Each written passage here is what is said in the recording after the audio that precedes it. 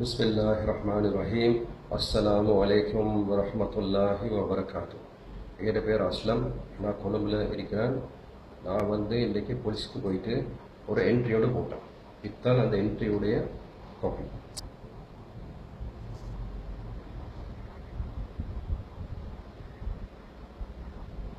இந்த என்ட்ரியை போட காரணம் நேற்று ஒரு ப்ரெஸ் கான்ஃபரன்ஸில் பல மீடியா ஆட்கள் அங்கே இருந்த நேரத்தில் யானசார தேரோ எங்கட மார்க்கத்தை மிக இழிவுபடுத்தி மிச்சம் இதான் கீழ்த்தனமாக அவர் நேற்று பேசிக்கிறார்.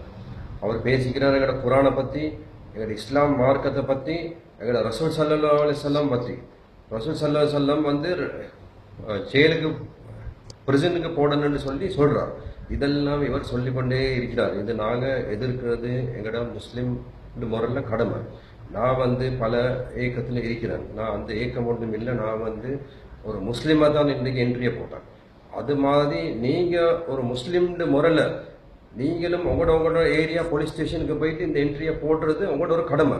இது எல்லாம் ஸ்ரீலங்காவில் இருக்கிற எல்லா போலீஸ் ஸ்டேஷன்லையும் இந்த என்ட்ரி பண்ணப்படணும். இந்த இந்த இது வாட்ஸ்அப் குரூப்பில் நேற்று இதுக்கு போனால் உங்களுக்கு பார்க்கணும். இது டெய்லி சிலோனால இதெல்லாம் மீடியா போட்டிக்கிறாங்க.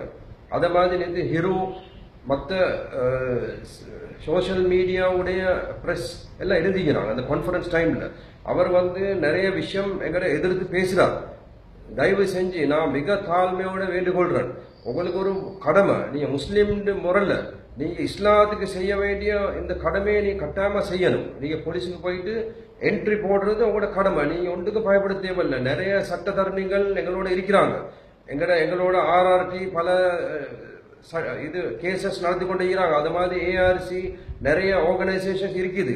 பள்ளி சம்மேளனம் எல்லாம் ஒன்று சேர்ந்து இருக்குது. அது தயவு செஞ்சு நீங்கள் ஒருத்தர் பயப்பட தேவையில்லை. நீங்கள் பயப்பட வேணாமா. தவக்கல் து அல்லாஹ் போலீஸுக்கு போயிட்டு நீங்கள் என்ட்ரி போடுறது உங்களோட கடமை. தயவு செஞ்சு நான் மிக தாழ்மையாக கேட்டுக்கொள்கிறேன்.